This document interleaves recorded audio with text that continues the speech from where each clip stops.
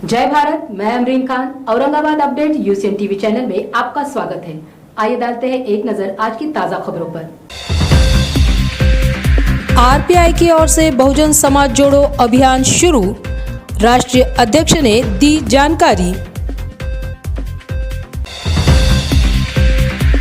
मराठाओं को आरक्षण मिलना ही चाहिए, बाला नांदगांवकर ने पत्रकार परिषद में स्पष्ट की अपनी भूमिका।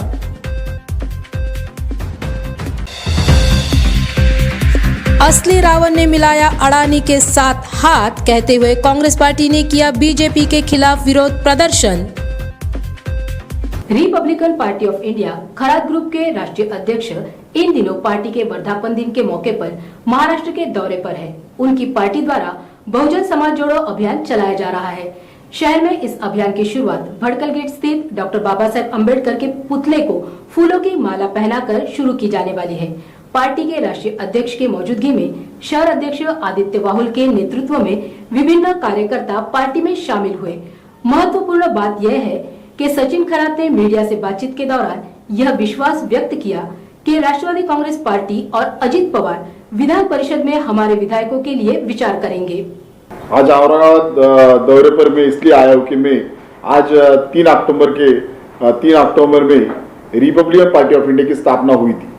इसके वजह से हम जो वर्धापन दिन जो 3 अक्टूबर को हुआ है, उस वजह से हम पुणे में वर्धापन दिन का काम साजरा किया था। तब हमने बहुजन समाज जोड़ो अभियान उस पुणे में डॉक्टर बाबा साहेब अम्बेडकर जी को पुतले को हार पुष्प अर्पण करके हमने ये बहुजन समाज जोड़ो का अभियान पुणे से चालू किया। और आज हम औरंगाबाद इसीलिए आए कि आज मराठवाड़ा में और औरंगाबाद में बहुजन समाज जोड़ो ये अभियान चालू करने के लिए हम औरंगाबाद से आज चालू करने वाले, इसीलिए हम औरंगाबाद में आए। और हमारी पार्टी में हर एक जात और हर एक धर्म के कार्यकर्ता जुड़ रहे, क्योंकि उनको हम बता रहे कि बाबा साहब अम्बेडकर जी के जो विचार थे वो सर्वधर्म समभाव के विचार थे।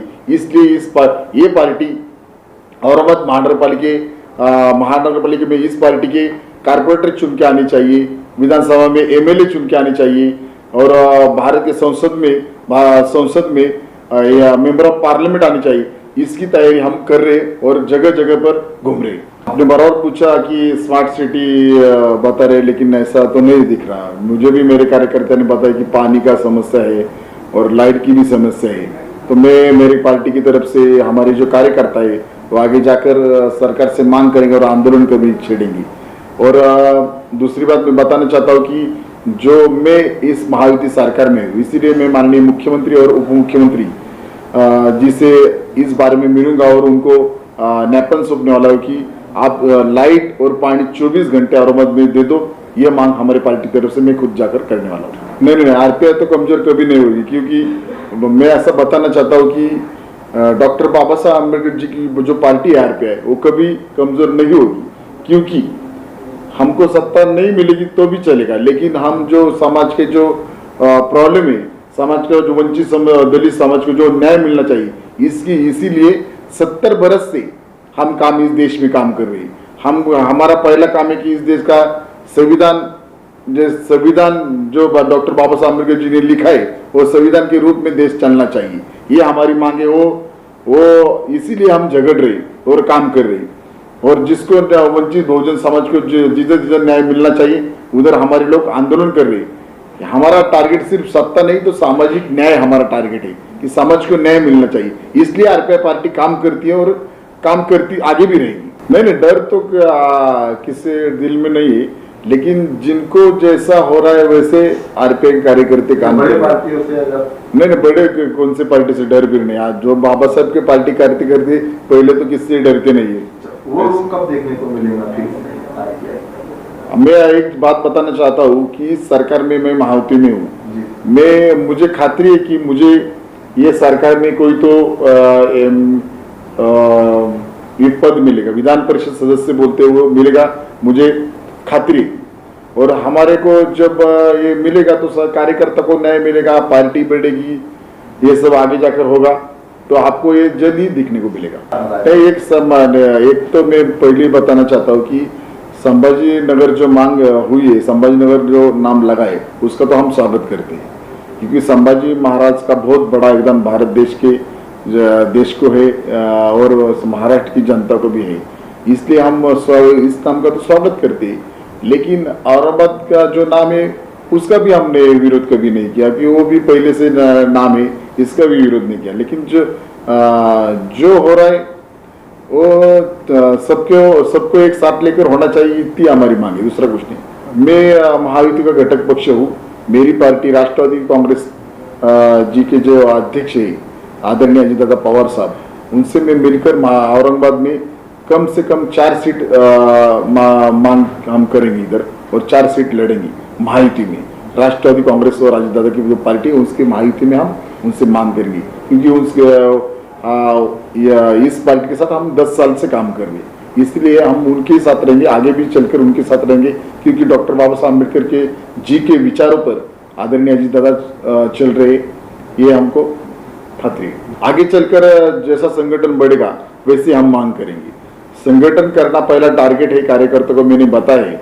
और आगे चलकर महाराष्ट्र में जो सीट हमको लड़नी है, जिस सीट पर हमारा पार्टी का कार्यकर्ता मजबूत है, वो सीट विधानसभा सीट भी आगे चलकर हम मांगेंगे। तो भारत देश में डॉक्टर बाबा साहब अम्बेडकर जी ने संविधान लिखा है। संविधान के हिसाब से देश लोकशाही प्रधान देश है, और सबको बाबा साहब अम्बेडकर जी ने सब नागरिकों को समान अधिकार दिया है। जिनको जो लगता है आमदार को कि अपना खासदार को, सांसद या एमएलए को जो लगता है, विधायक को, कि ये इधर जाना चाहिए, वो उधर जाए, ये इधर उधर, ये खुद की मर्जी है। लेकिन इसलिए हम कुछ बोल नहीं सकते, जिनको जो लगता है वो करते, क्योंकि ये देश लोकशाही मानता है और लोकशाही प्रधान देश है, इसीलिए जो जिसको चाहिए वैसा करता है। लेकिन हमारी एक मांग है कि जो भी हो रहा है वो समाज के लिए अच्छा होना चाहिए, विकास समाज का होना चाहिए, बस इतनी हमारी मांग है। बराबर बोला आपने, लेकिन ऐसी जिसकी सोच है, हम तो उस पर कुछ नहीं बोल सकते। जिसकी सोच है, जिसको जो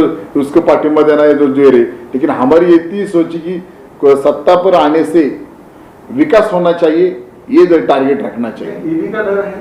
ईडी का नहीं, जिनको अलग अलग, सबको अलग अलग प्रॉब्लम है, किसको रहेगा किसको नहीं रहेगा तो ये तो हम नहीं बता सकते, क्योंकि जो हम उस लाइन में नहीं। लेकिन इसको इसीलिए हमको कुछ मालूम नहीं। मैंने पहले ही बताया कि औरंगाबाद शहर में जो आरपीआई खराब गुट के जो कार्यकर्ता है, उनको मैंने बताया कि घर में जाऊँ, बाबा साहब जी का जो विचार है वो घर में जाकर बताओ।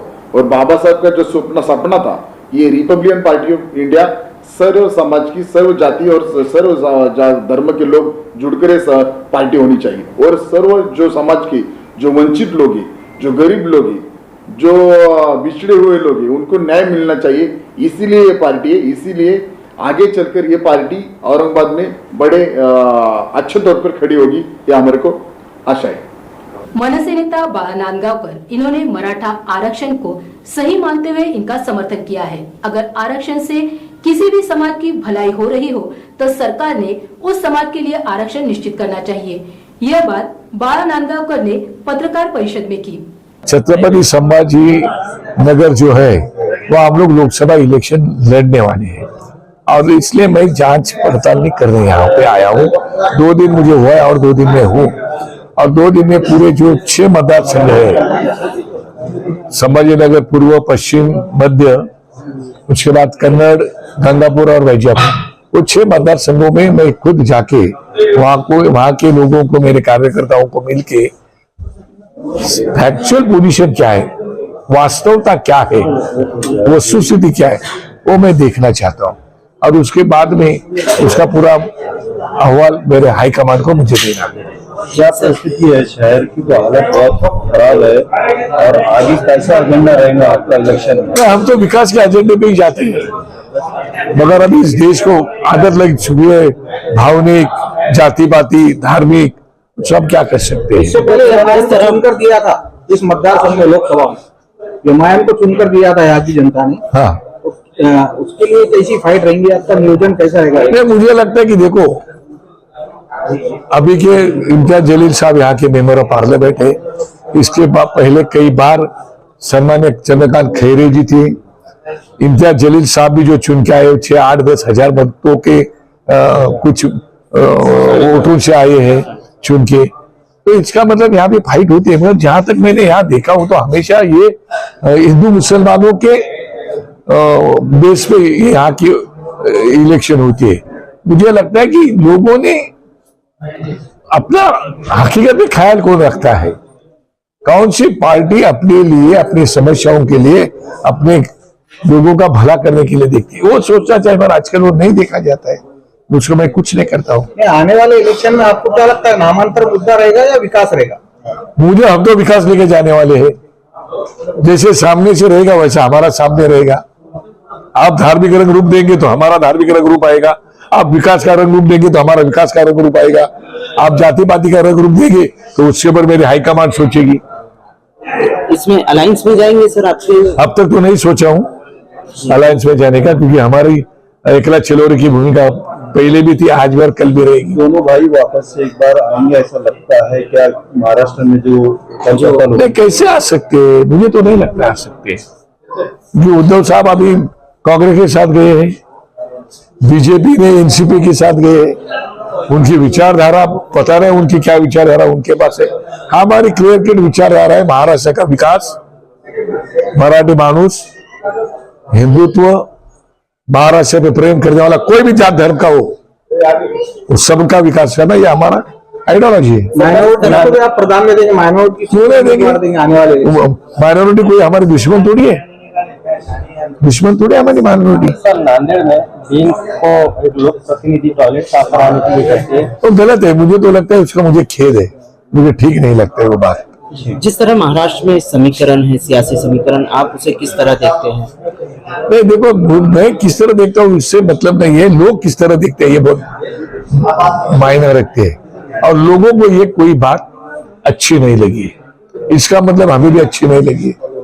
देश की परिस्थिति पर आप क्या कहेंगे? जिस तरह अहिंसा हो रही है, कहीं जगह पर विकास नहीं दिखाई देता है। मुझे लगता है विकास भी हो रहा है, नहीं हो रहा ऐसा नहीं है। महंगाई भी दिन में विकास भी हो रहा है, महंगाई तो है ही, कल भी थी आज भी और कल भी रहेगी ऐसा मुझे लग रहा है। जहां तक जिस तरह पेट्रोल डीजल के दर बढ़ रहे उससे होने वाला है, पर उसके साथ जो धार्मिक रंग रूप दिया जा रहा है वो मुझे ठीक नहीं लग रहा है। ने कहा है कि दिवाली के बाद और चुनाव से पहले कुछ बड़ी हिंसा हो सकती है पूरे देश में। पता नहीं, मैं कोई ज्योतिषी नहीं हूँ। अभी जो पॉलिटिकल आदमी है उसको कुछ पता होगा, मैं कैसे बता सकता हूँ? जो वो कल क्या होने वाला इतना मैं दृष्टा नेता नहीं, मैं कार्यकर्ता आपके जैसा। भारतीय जनता पार्टी अपने ट्विटर हैंडल पर राहुल गांधी को रावण जैसा दिखाने वाली एक पोस्ट शेयर कर रही है और जिला कांग्रेस पार्टी की ओर से राहुल गांधी की तुलना सीधे तौर पर रावण से करने पर पक्ष कार्यालय के सामने जोरदार विरोध प्रदर्शन किया। कांग्रेस पार्टी जिलाध्यक्ष डॉक्टर कल्याण काले इन्होंने जवाब देते हुए कहा कि अडानी से हाथ मिलाने वाले असली रावण हैं और गांधी देश के गरीब जनता के राम हैं। सबसे पहले मैं ये भाजपा और हुकुमशाही सरकार का निषेध करता हूं। हमारे नेता राहुल गांधी के बारे में जो उन्होंने रावण की उपमा दी है, ये रावण कौन है ये देश जान चुका है। 9.5 साल में महंगाई बढ़ गई है, भ्रष्टाचार बढ़ गया है, लोग परेशान है, नफरत की राजनीति ये भाजपा सरकार कर रही है।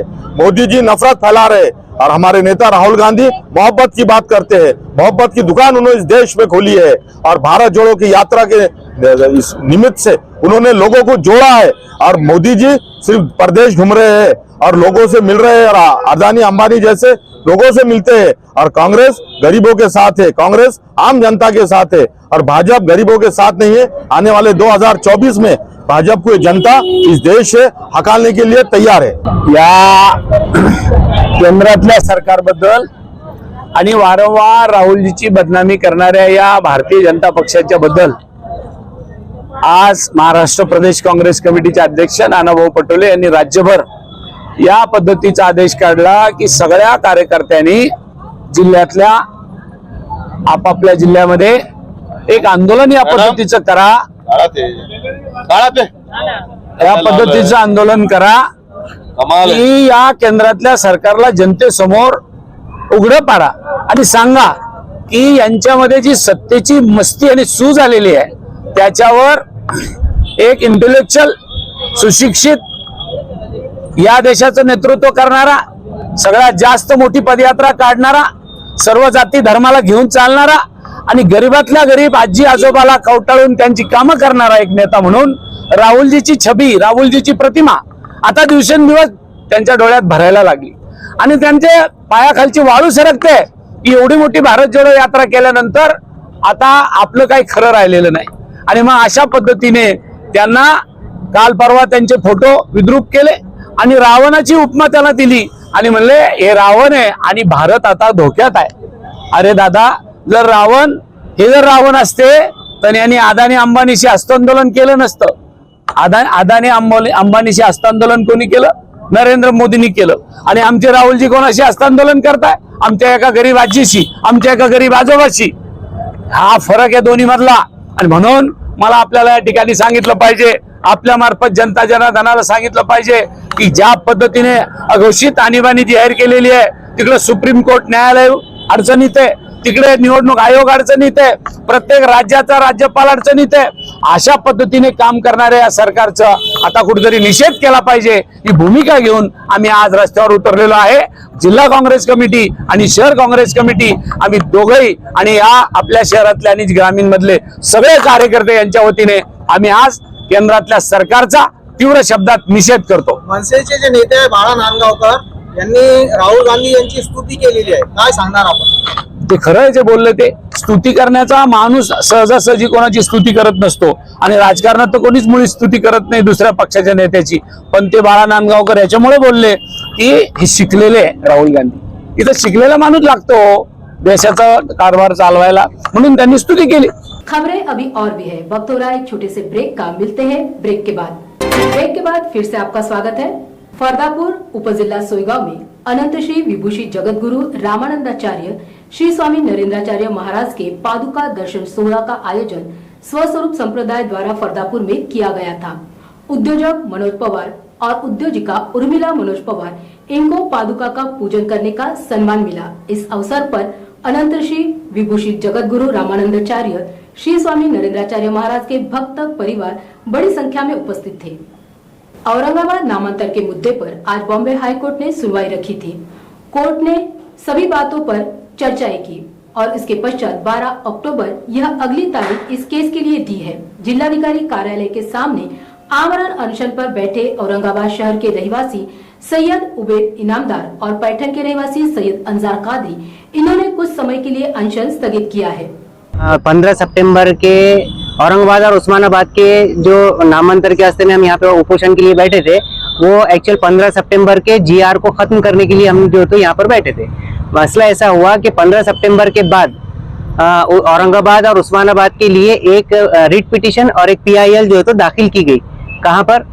बॉम्बे हाई कोर्ट में। तो उसकी वजह से वो चीज जो है तो प्रलंबित हो गई, वो कोर्ट के अंदर अधीन चले गई और अभी वो जो है तो शासन के मतलब ये जीआर को वापस लेना, आगे बढ़ाना, घटाना, ये जो है तो ना शासन के अधीन हो गया, ना रहा, ना प्रशासन के अधीन रहा। इसलिए अभी कोर्ट मैटर होने की वजह से अभी इसके जजमेंट जो तो जैसी कोर्ट का आता है तो उसके ऊपर जो तो ये आगे की जो भी जजमेंट कोर्ट देगा उसको जो तो मान्य रहेगा। हमारा जो तो आंदोलन अभी टेम्पररी यहाँ पर खत्म हुआ सब बड़ों के बोलने के मुताबिक। अब रहा सवाल आगे के आंदोलन का, अगर निर्णय अगर कभी किसी भी सूरत में अगर हमारे खिलाफ अगर रहा तो हमारा आंदोलन ये जारी रहेगा। और हम अब अभी तो हमने बहुत शांतिता पूर्वक जो तो ये आंदोलन को किया, आगे हमारा आक्रामक भी हो सकता। हमारी डिमांड थी कि भाई मुख्यमंत्री ने जो 15 सितंबर के रोज जो गैजेट जो जारी किया था उसको वापस लेना चाहिए, ये हमारी डिमांड थी। चूंकि शिंदे सरकार को सरकार से आपकी डिमांड थी ना? हाँ, शिंदे सरकार से हमारी डिमांड थी। चूंकि ये 15 सितंबर के बाद और 2 पिटीशन दाखिल हो जाने की वजह से ये जो तो अब